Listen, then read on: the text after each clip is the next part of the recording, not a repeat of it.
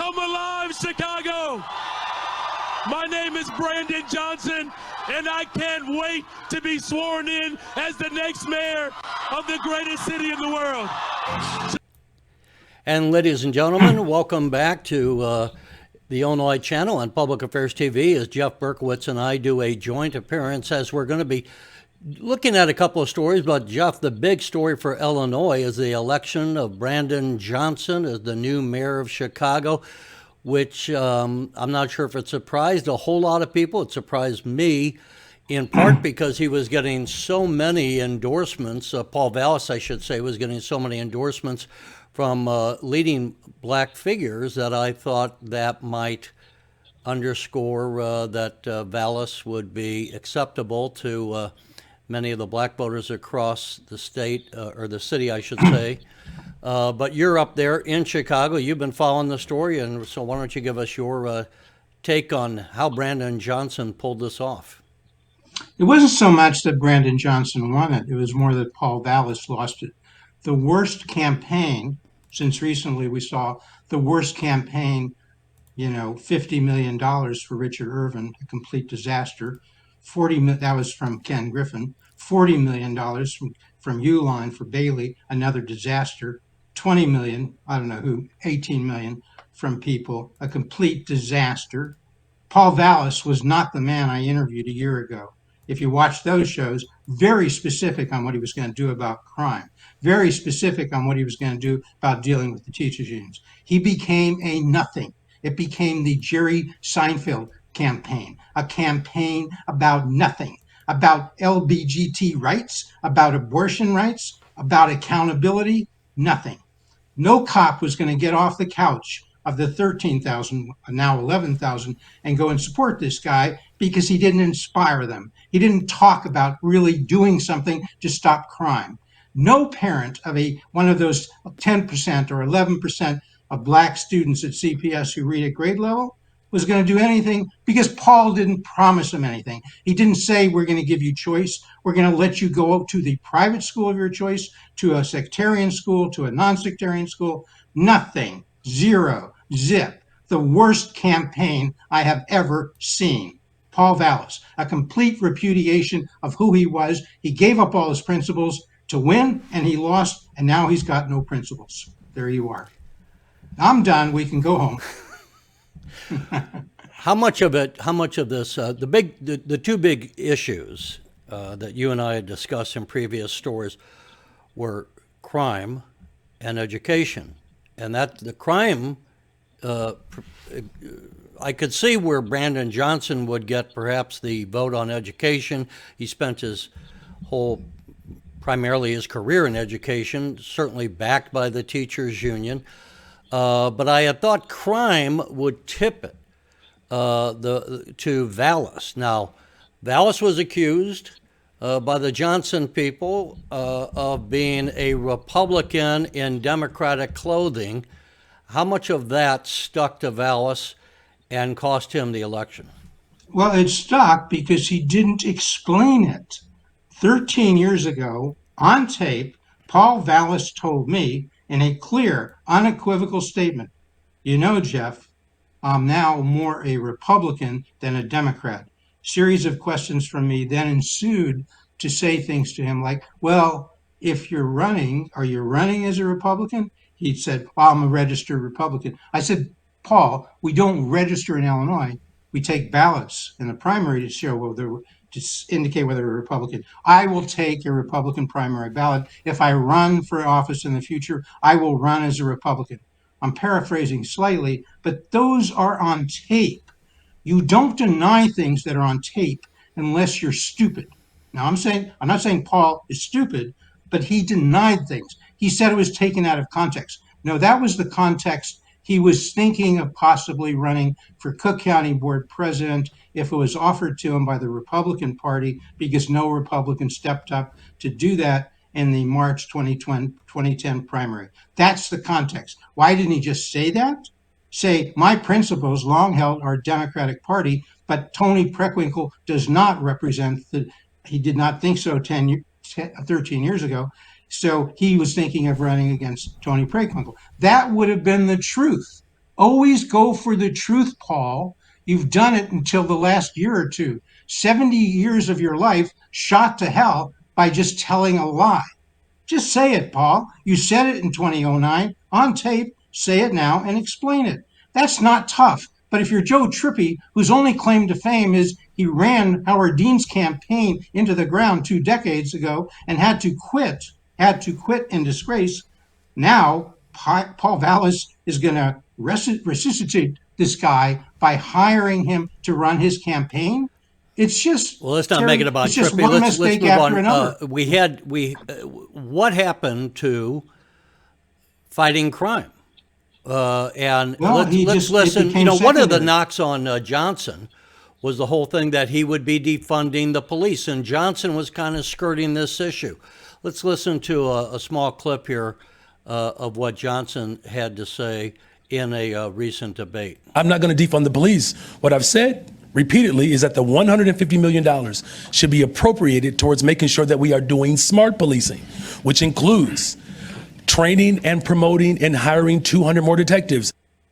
So Johnson says he is not going to be defunding the police. He's just going to have smart policing. Well, that's another word for I'm telling you a lie, folks. If you had shown the minute or two before that from CBS2 anchor questioning, and that anchor is Erica Sargent, really one of the best in the town, completely underestimated. She doesn't get a chance to shine when she does a 10 o'clock half-hour news daily. But on this thing, when she was moderating it, it showed that she was a former lawyer, practicing lawyer. I don't know if she's a prosecutor, but she asked him as if she knew how to do cross.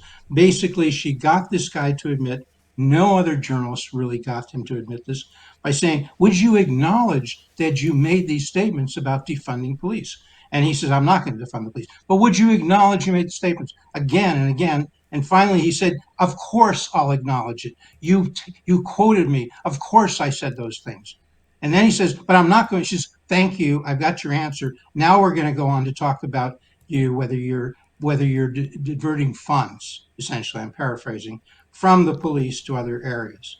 And what you saw was his wacko answer about smart policing. In other words, yes, I'm going to divert funds. Yes, we're going to have social workers coming in. Yes, when we go to arrest somebody in a domestic incident, we'll have a social worker there. A lot of good that's going to do when the guy pulls out a gun. In that part, she let him get away with it. She had to. That's the way things are go. But Terry, anybody who's listened to Brandon Johnson knows two things. He said clearly in the last few years, I want to defund the police.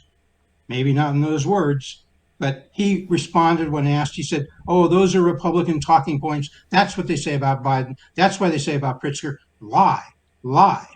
They don't say that about Pritzker. They don't say that about Biden because, you know what? It's not even a big issue there. And those guys didn't say it. But he got away with it. He's now the mayor-elect. Let's see if we'll get to ever question this guy, or is he going to continue to just... Today, he's doing a round of interviews with the media from Chicago who pander. It'll be pander. That was going to be my question. Where the media, often we see, the media are in the tank for one candidate over another as we look around the country. Well, I can tell you on the election. Let me ask you a question so the public knows where we're doing. Sure. Was the media in Chicago in the tank for Johnson? Well, just look at the election analysis last night before the results. Well, we can't do that around the state of Illinois. That's why we talk to you. I will summarize. WGN in the election analysis has Paul Lisnick, a fine guy, can be objective from time to time, but I'm sure Paul wouldn't deny. Personally, he's a left, on the left as a liberal, okay? And then they have a strategist who wouldn't deny she's on the left. Let's not get too much in the weeds. Just in general, all I'm saying is you have people up there, and you have 3 Democrats, a few anchors who may be in the center, and maybe a correspondent in the center, and then you got Pat Brady. Pat Brady, who's dead, who's referred to as the former GOP chairman. Yeah, like about 15 years ago. Of the state of Illinois, yeah. And what you should know about Pat Brady, in a recent election, he supported the Democrat in the general election, Sean Casten, over Jeannie Ives, who got 340,000 votes when she ran in the Republican primary. So why do they have Pat Brady there? Because this Democratic biased little coverage group of But WGN, not so full we Republican. know they're Democrats. The question is, was the coverage favoring Johnson over Vallas? Well, I would say they did not get Or to was the it nub of not? the issue. I mean, I'm not trying to Yeah. put words in your mouth. Short answer, yes. Short answer, yes. How could you not? Note it in your diary, folks. Jeff Berkowitz just gave a short answer. But let me say, what we do know is that the police department of Chicago was fed up, and that's a kind word, in having Lori Lightfoot as the mayor.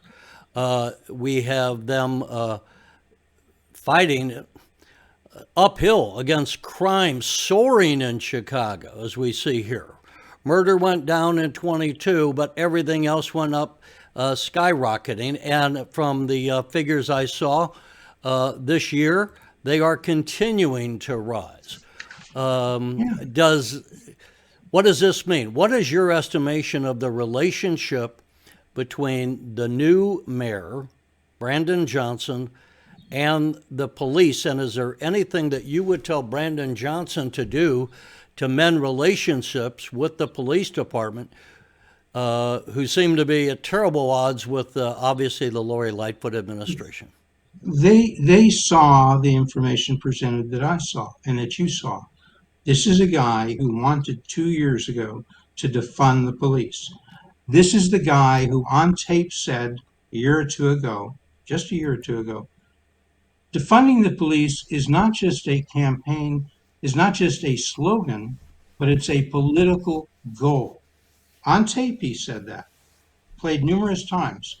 And when asked about that, the media let him get away with the answer, I didn't say it was my political goal. I said it was a political goal. Probably the most disingenuous answer, also known as a lie, I've ever seen. And they, the Chicago media, that tough, hard-nosed Chicago media, let the guy get away with it. It was a joke. And Paul Vallas let the guy get away with it. And Joe Trippi, his campaign manager, let the guy get away with it. And Brian Town, his pseudo campaign manager, let him get away with it. The Vallas team was a mess. They didn't know what to do with the $18 million they had. They squandered it. Nobody in his right mind would ever depend on Paul Vallas again. Love to have him on the show, but for the last 3 months, he wouldn't call on me at a press conference. That's the kind of guy Paul Vallas became. Johnson, And Brandon Johnson did call on me, to his credit, okay? That's the kind of guy Brandon Johnson is. Well, and we might note that Lori Lightfoot wouldn't give you any press credentials in her 4 years, so maybe Of course not. maybe you can get your press credentials back under Brandon Johnson. Until she discovered my show from 2009 and she was running, in which, oh, nice to see you, Mr. Berkowitz. This is all you have to do to get credentials and please our mayor who controls your credentials. Just suck up. I want to I note have to that suck up. Just give her a favorable coverage inadvertently and she'll love you. speaking of crime, rather than throwing people in jail and keeping them there if they're vicious, Brendan Johnson has proposed to spend $2 million more in spending to combat crime by hiring youth and to raise money from taxing hotels that have had such an easy course over the last number of years with COVID, of course. So now we're going to tax hotels more, and we're going to have, he proposes, an employment head tax for those having employees within the city of Chicago. So what is the mood, do you know, within the Board of Aldermen to support the Brendan Johnson policies? Well, I heard it reported on the news last night, so maybe it was accurate, that 21 of the 50 Chicago aldermen endorsed Vallas. I was surprised to hear that, and a smaller number endorsed Brandon Johnson. So I would be, look, there are a number of communists and socialists in the 50 city councilmen, maybe 5 or 6. And you're not exaggerating, right? I'm not exaggerating. They certainly wouldn't deny being socialist. They might deny being communist, but the line between the two in the city of Chicago is rather thin. So, Look, is there the stomach in the city council for those 21 to get 5 more, to have a majority, to reject higher spending, higher taxes, takeover of CPS, installation of all of the Chicago Teachers Union people over at CPS, abandonment of standardized tests, complete way to hide and bury the fact that only 10% of the black students and 17% of Hispanics read at grade level? That's what's going to happen. We're going to have a hostile takeover. No, it's now the hostile. The takeover is there. Brandon can put people who he wants basically at CPS. He can certainly put them there at CPD with some constraints, Chicago Police Department. Chicago in 6 months will be even worse, if you can imagine, in crime, in education, and in fiscal issues. Even worse. And what will the Chicago media say then? Oh, please, please, let me come to your press conference. Give me a break. I won't say what I think. As we talk, the education was the other big thing to, as far as the issues. And here, as you just mentioned, despite spending $28,000, I think Paul Vallas said $29,000 now per student, we see just dismal results in both basic core math and reading scores.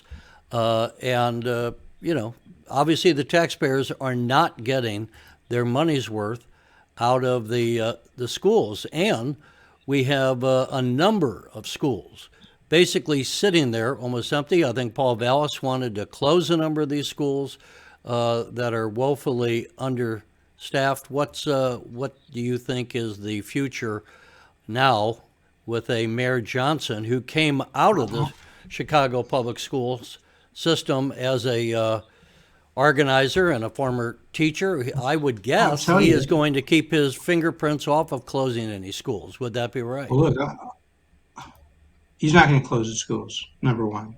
He's not going to do it. Number two, I showed him those slides, at least the first one that you just showed, about the inability of CPS to teach Black and Hispanic kids, who are 90% of the population, read and do math at grade level. I showed him that, and I said to him at a press conference, don't you have to own that and the $28,000 per kid per year and the low performance? Don't you, as a four-year former teacher, 17-year former organizer of the Chicago Teachers Union, who in a sense controls CPS, don't you own it? He said, so, Mr. Berkowitz, you want to blame the poverty that these kids are growing up under on their parents and their teachers, because you know, Mr. Berkowitz, Brandon Johnson quote, the main predictor of student performance is economic status. That's why we need a holistic approach. That isn't why we have to get the incomes up. We have to have affordable housing. We have to basically so make apparently all those the new mayor is saying that instead of being educated and then attaining economic status, you flip it and you become you economically secure and then are educated. So, Terry, if what I had just said had been run as an ad, Vallas would be the new mayor. But he hired Joe Trippi to hide all of that, to say this guy Berkowitz, oh, we don't want to go there. Let's stick with the tried and true. Let's say nothing. And then by 9:45 p.m. on April 4th, we'll look at the numbers. 9:45 p.m., 286,000 for Brandon Johnson, 270,000 for Paul Vallas. A minute or two later, Vallas stepped forth with a big smile as he conceded.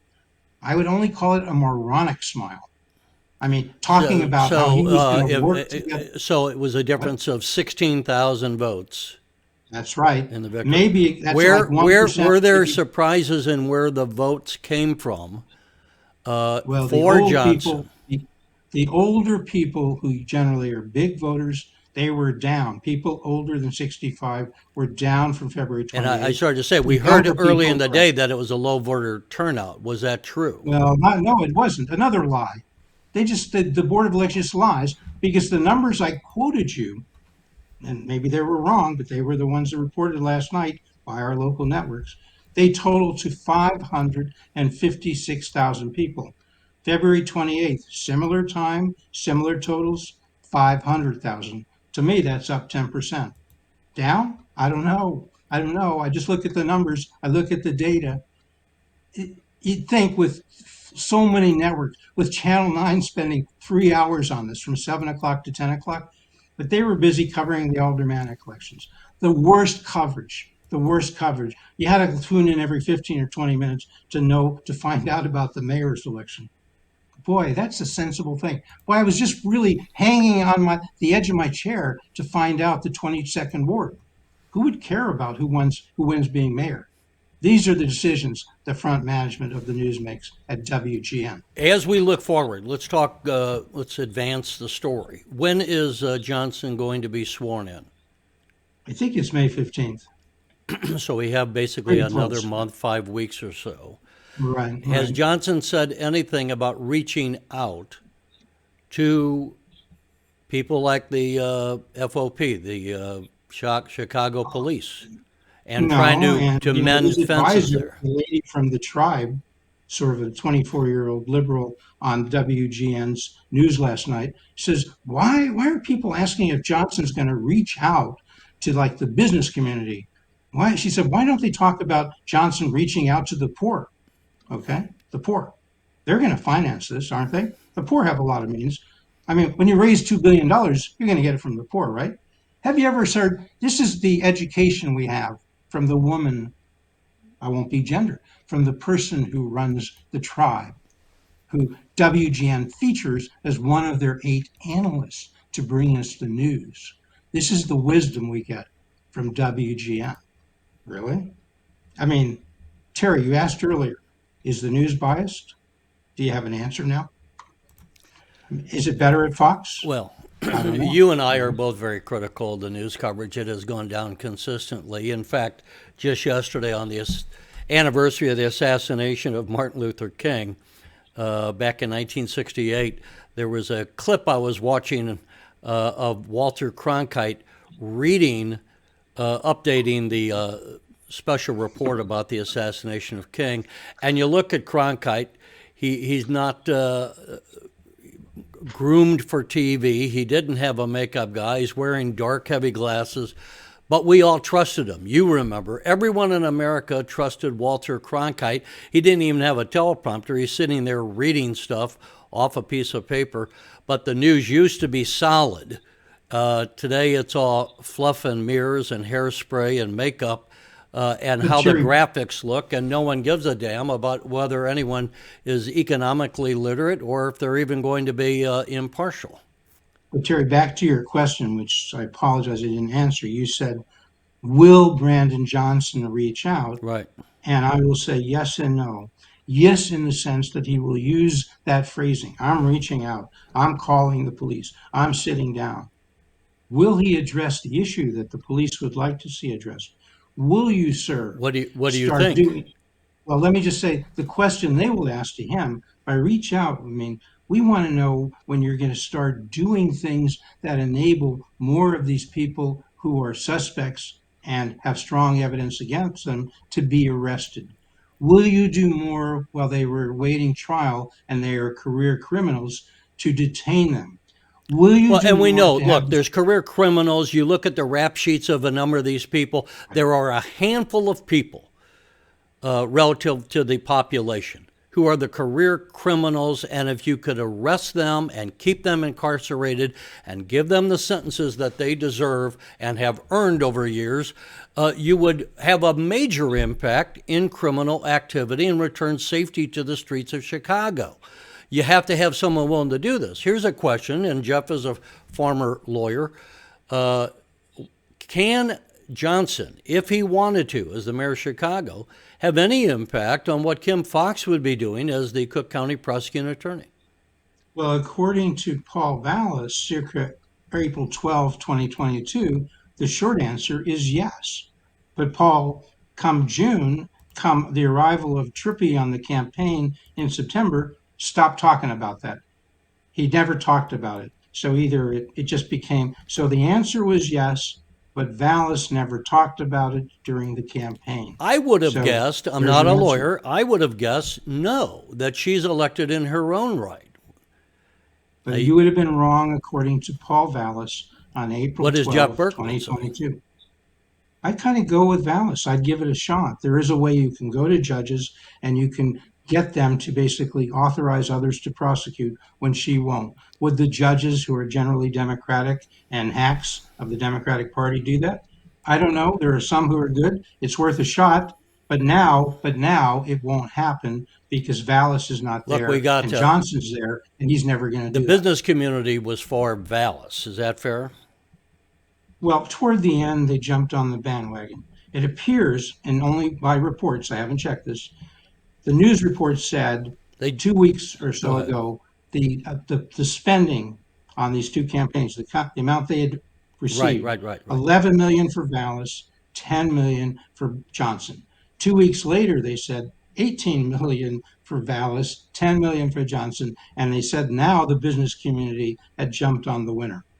That I haven't checked that, but that's the business community came forth when they saw a winner because they didn't want to take a chance when it was viewed as, but at the end, just so you know, the news report said, quoted Trippy, the campaign manager, the de facto campaign manager, and Brian Town, another person called the campaign manager of Alice. They both said in the last few days, this is going to be close. We won't know. We won't know for a week who the winner is. That's what Trippy said. That's what Brian Town said.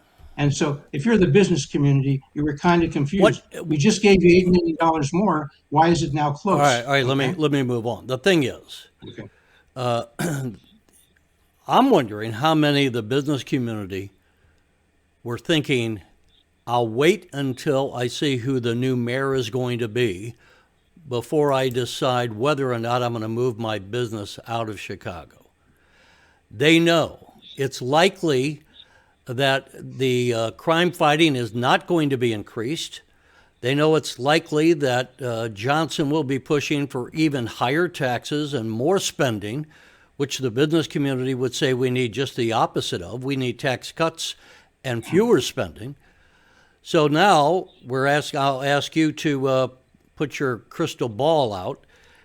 What do you project? Are we going to have a mass exodus, which we have already had in Chicago, pick up, and 4 years from now, will Chicago be a better place or worse off than it is? We got about 2 minutes left, so keep it. Listen, Are we going to have a mass a- exodus, and 4 years from now, will Chicago be closer to becoming the new Detroit?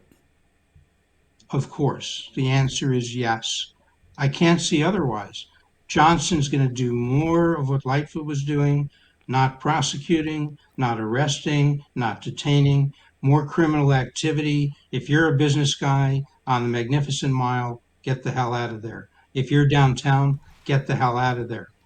You think a business guy's going to make a different decision and say, I'm hopeful that he sends the social workers out to arrest that and magically crime will go down. You know, if you think that, I got a bridge to sell you in Brooklyn, okay? I mean, it's bizarre. It's bizarre that anybody would think otherwise, but the 51% who voted for this guy, look, this election was decided. Let by me ask you basically- let me ask you something before we leave here. Yeah. We only have about 50 seconds. What is the mood, as far as you can tell, in Chicago the day after the election when Vallas was defeated? I don't think it can be good, certainly by the almost 50% who voted for him. I think the 51% or so who voted for Johnson, they're elated. They get to do their socialist experiment even more so. What could be better if you're 19 years old? All right, we're going to close out here, but folks, leave a message if you're watching this on YouTube. Tell us what you think. Are you happy that Brendan Johnson won? Or Brandon Johnson. Misspoke. Brandon Johnson. All right, thanks, Jeff, and we will see you next time.